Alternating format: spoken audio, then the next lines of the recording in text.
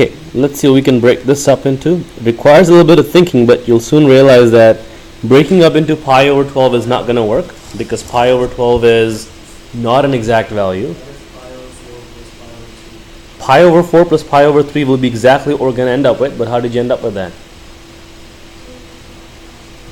Yeah, so we actually broke the 7 pi over 12 into sine of 3 pi over 12 plus 4 pi over 12. You know that pi over 12 on its own is not an exact value, but I can write it as something that can reduce to exact value. And in fact, 3 pi over 12 becomes pi over 4, which is exact value.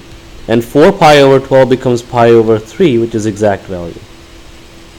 So even though I couldn't right away write it as a sum of two expressions that are exact value, by a little bit more manipulation I can eventually get there.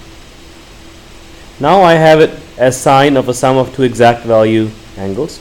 I can break it up. Sine of a plus b. Sine of a plus b is equivalent to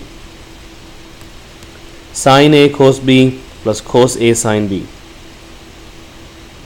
So sine a cos b, so sine of pi over 4 times cosine of pi over 3 plus cos a sine b. So cosine of pi over 4 sine of pi over 3. Now if you're really stuck and you have to do it using degrees, you can. You would have realized that 7 pi over 12 can be written as 105 degrees, and then 105 could have been broken up into 60 and 45, right? So that would have worked out as well, would have been the exact same thing. But try and stay in radians wherever you can, because you want to get comfortable with working with radians. Now time to plug in exact values. Sine of pi over 4 is equivalent to pi over 4 is 45 degrees. So sine of 45 degrees is root 2 over 2. Cosine of pi over 3 is going to be 1/2 plus cosine of pi over 4 is also root 2 over 2, and then sine of pi over 3 is root 3 over 2. 60 degrees is root 3 over 2. Multiply those out, I end up with root 2 over 4 plus root 6 over 4, end up with root 2 plus root 6 over 4. No, they're not all going to be root 2 plus root 6 over 4, just a coincidence that they work out to be this way, right? There were two different angles. It's just a pure coincidence that they end up that way. So far so good? Yeah. Okay. Let's try and use these trig identities to help us do some proofs now. We're going to start off with a very simple proof. I want to prove that sine of x minus 3 pi over 2 is equivalent to cosine of x. So again, on its own, I can't really do anything with each item. The right hand side stays cosine of x. The left hand side stays sine of x minus 3 pi over 2. The only way I can try and simplify this if I actually open up the sine of x minus 3 pi over 2. This time I would have to use the sine of a minus b property. The sine of a minus b property tells me that sine of a minus b is equivalent to sine a cos b minus cos a sine b. So sine a cos b minus cos a sine b. So that means sine x cosine of 3 pi over 2 minus cosine of x sine of 3 pi over 2.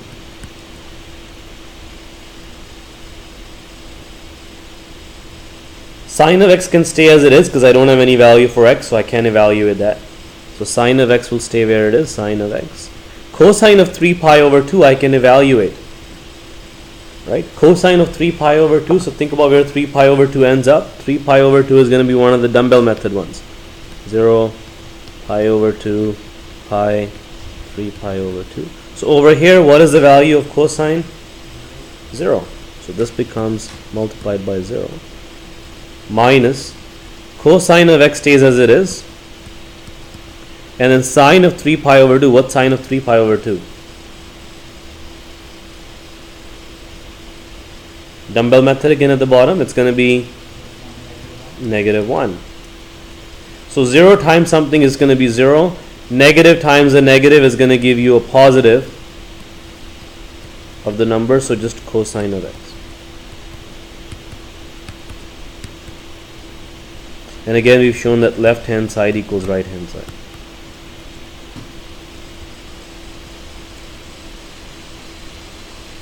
If you think about what we've just done for this property, what we've just shown that if you take the sine of x function and you move the sine of x function to the right 3 pi over 2 units, you're going to end up with the cosine of x function. That's what you've really shown over here. You've shown that sine of x translated 3 pi over 2 units to the right is going to give you cosine of x. Let's see if that holds true. If you compare the two graphs simultaneously, right, if you think of the two graphs, let's draw the sine graph. Here's the sine graph. Pi, 2 pi, pi over 2, 3 pi over 2. And then if I draw a cosine graph along with it,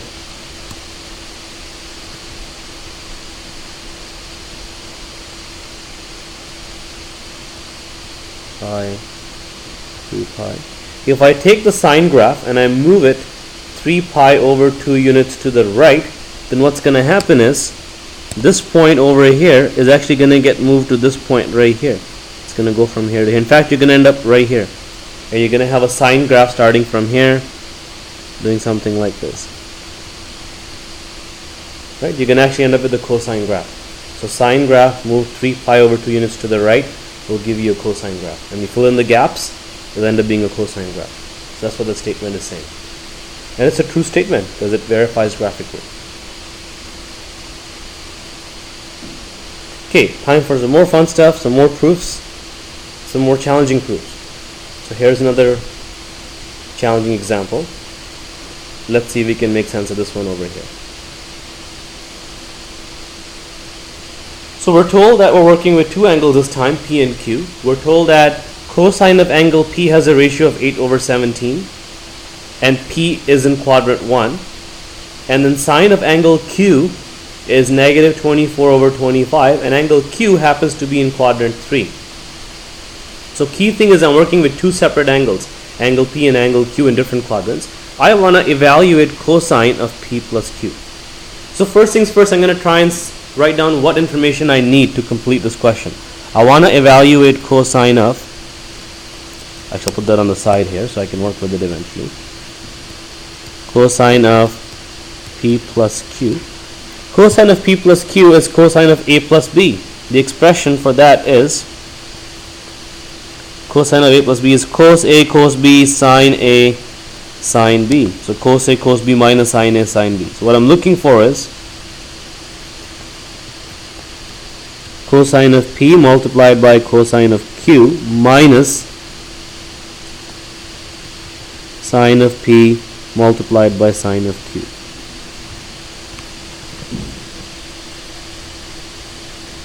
Now from the problem you'll figure out that cosine of P is given to you 8 over 17.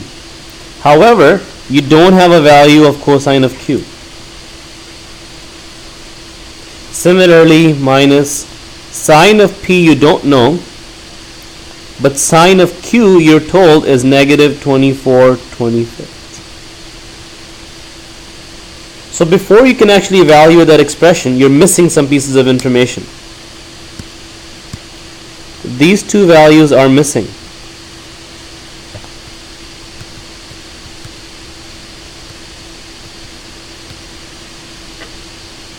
Okay, we need to calculate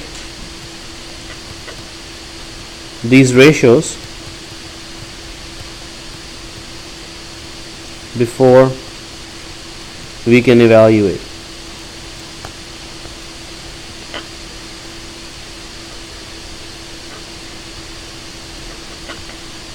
So I need to figure out what cosine of Q and what sine of P is going to be. So I need to draw the angle Q and angle P. So what I'm going to do is, let's find cosine of Q and sine of P. So I'm going to draw the angles out. So let me start off with angle P. I'm told that given that cosine of p is 8 over 17, I can generate the information that angle P has an adjacent of 8 and a hypotenuse of 17, and it lies in quadrant 1. So I can actually go ahead and draw angle P. In quadrant 1, there would be an angle P. It would have an adjacent of 8, hypotenuse of 17. From here I can now locate what the opposite side is, so therefore I'll get 17 squared has to equal 8 squared plus y squared, which means 17 squared minus 8 squared has to equal y squared, which is 225 has to equal y squared, which means y's gotta equal positive 15. It's positive 15 because I'm in the first quadrant, positive 15. Now that I have that, I can actually find out what sine of p is going to be, which is what I needed.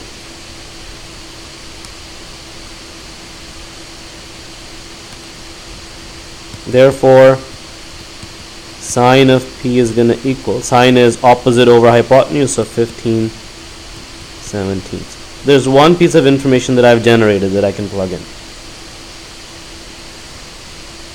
The second piece of information that I needed to find was cosine of q. So I'm going to look at information about angle q given to me.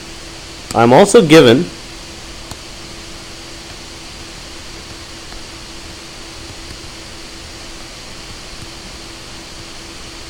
that sine of q is negative 24/25 in quadrant 3. So sine is always opposite over hypotenuse. That's opposite, that's hypotenuse. So if I'm in quadrant 3, I can draw this out.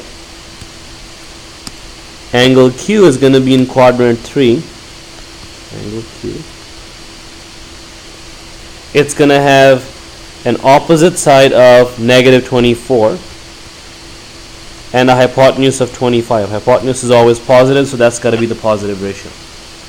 And for this angle, I'm missing the x side. So I need to figure out what the x side is. So then I can say x squared plus a negative 24 squared has to equal 25 squared. Which means x squared plus 576 has to equal 625. Which means x squared has to equal 49. So x is going to equal plus or minus 7. This time we have to actually use the minus 7 here. Because we're in the third quadrant, x value has got to be negative.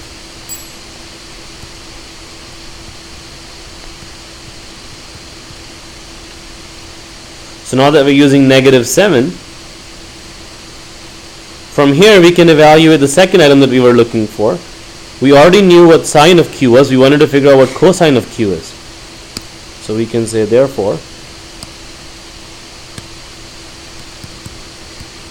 cosine of q is going to be adjacent over hypotenuse, so negative 7 over 25. Finally, we have the two pieces of information that we didn't have to evaluate our expression. Now I can go back and plug them in. I can plug this one back in there. I can plug this one back in there, and I'll end up with what I'm looking for, the exact value of cosine of p plus q. So time to go back and finish that up.